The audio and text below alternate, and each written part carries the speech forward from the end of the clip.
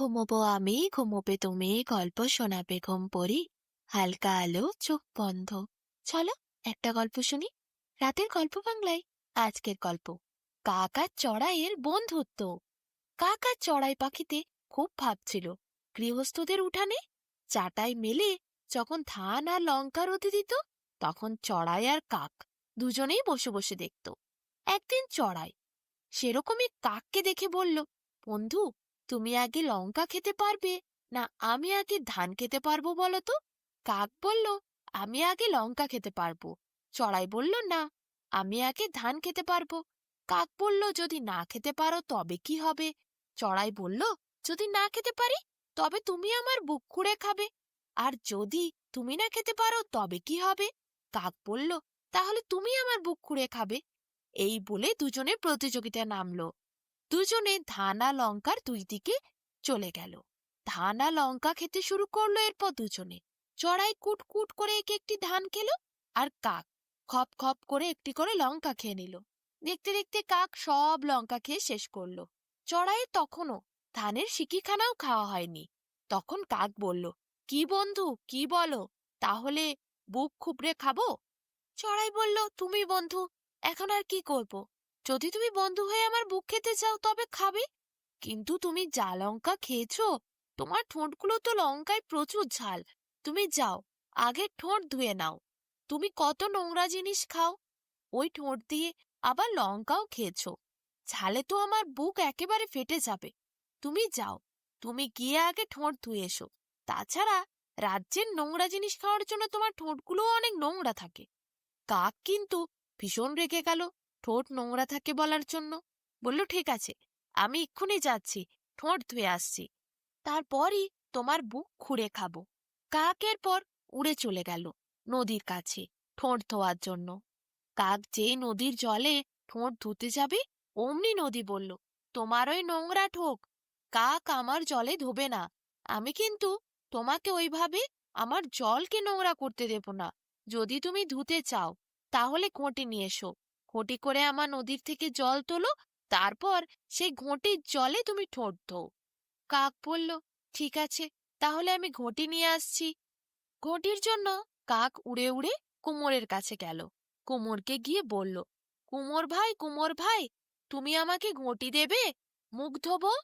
কুমোর বলল, ঘটি তো নেই, মাটি আমার কাছে নেই, মাটি এনে দে, তাহলে ঘটি গড়ে দেব। শুনে কাক বলল, মাটি ঠিক আছে, দেখছি। এরপর মোষের কাছে গেল। মোষকে গিয়ে বলল, তোর শিং চাই। মোষ বলল, কেন আমার শিং? শিং নিয়ে কি হবে? কাক বলল, শিং দিয়ে মাটি কুড়ব। মোষ বলল, তাই নাকি? আমার শিং দিয়ে মাটি করবি, তাই জন্য আমার শিং নিবি? কত বড় সাহস! গুতিয়ে একেবারে সোজা করে দেব। মোষ তেড়ে এলো গোতানোর জন্য। কাক তো ভয়ে সেখান থেকে একেবারে কুকুরের কাছে চলে গেল। কুকুরকে গিয়ে বলল, কুকুর ভাই, কুকুর ভাই, তুমি কোথায়? কুকুর বলল, কি হয়েছে? কাক বলল, আর বলো না, আমার ঠোঁট ধোয়ার জন্য ঘটি লাগবে। ঘটির জন্য কুমোরের কাছে গেছিলাম। কুমোর বলল, মাটি লাগবে। মাটির জন্য আমি মোষের কাছে গেছিলাম। মোষ বলল, শিং দেব না, তাই আমি তোমার কাছে এসেছি। তুমি চলো, মোষকে মেরে সোজা করে দেবে। কুকুর বলল, আমি অত বড় মোষের সাথে লড়াই করব কিভাবে? আগে দুধ নিয়ে আয়, আমি দুধ খেয়ে গায়ে জোর করি, তারপর দেখা যাবে। দুধ কোথায় পাবো আমি এখন? কাক বলল। কুকুর বলল, গায়ের কাছে, গায়ের কাছে যা, দুধ আন সেখান থেকে। কাক এরপর উড়ে উড়ে গায়ের কাছে গেল। বলল, গাই, আমাকে দুধ দেবে? গাই বলল, আমি কতদিন ঘাস খাইনি, আমার শরীরে ক্ষমতাই নেই, আমার তাই দুধও হয়নি।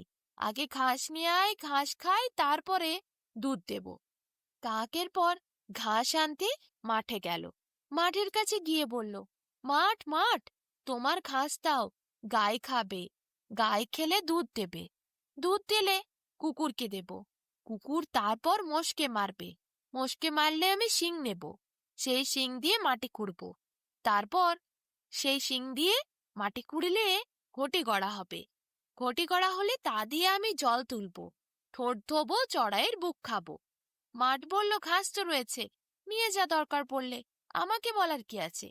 কাক বলল, তা আমি ঘাস নেব কি করে? মাঠ বলল, কাস্তে নিয়ে আয়, কাস্তে দিয়ে তুই মাঠের থেকে ঘাস নিয়ে যা। তখন কাস্তে আনতে কামারের কাছে গেল কাক।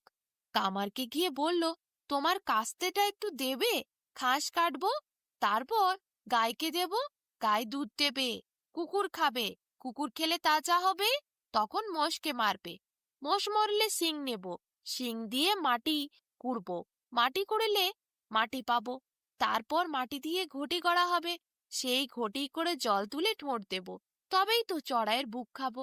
কামার বলে, আগুন নেই, আগুন নিয়ে আয়, আগুন আনলে আমি এখনই কাস্তে গড়ে দেব। তা শুনে কাক গেল গৃহস্থদের বাড়িতে। সেখানে গৃহস্থদের লোকটা সামনেই উঠোনে বসেছিল।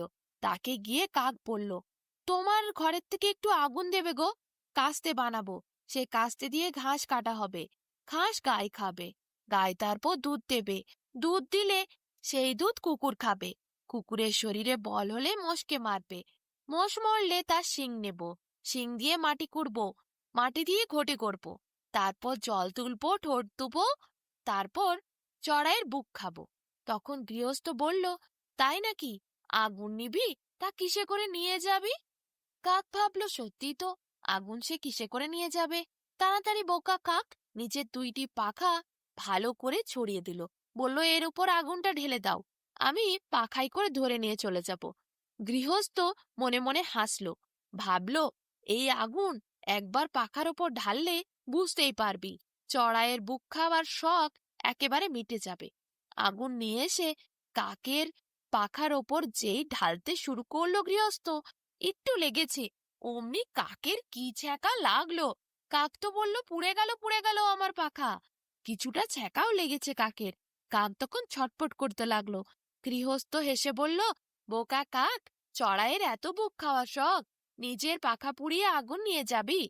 কাক দেখলো সত্যিই তো, এই আগুন যদি পাখাই করে সে ধরে, তাহলে তো পুরো ঝলসে পুড়ে মরে যাবে, দরকার নেই চড়াইয়ের বুক খাওয়ার। সেখান থেকে উড়ে কাক চলে গেল। সোজা কাক উড়ে উড়ে একেবারে নিজের বাসার কাছে গেল, যেখানে চড়াই আর কাক দুজনে থাকতো। চড়াই সেখানে ছিল। কাক বলল, আর আমার তোর বুক খাওয়া হবে না, কারণ আমি ঘটিও পাইনি, আর জল তুলে মুখও ধুতে পারিনি, আমার পাখাই পুড়ে গেছে, আর মনে হয় আমি উড়তে পারবো না। কাক এরপর বাসায় চুপচাপ বসে রইল। 7-10 দিন কাক আর বাসার থেকে বেরোতেই পারেনি। চড়াইয়ের বুক খাওয়ার শখ আর কাকের মিটল না। চড়াই কিন্তু মনের আনন্দে ফুরুত ফুরুত করে উড়ে বেড়াতে লাগলো। কাক আর কি করবে, বেচারা পাখা নিয়েই অস্থির।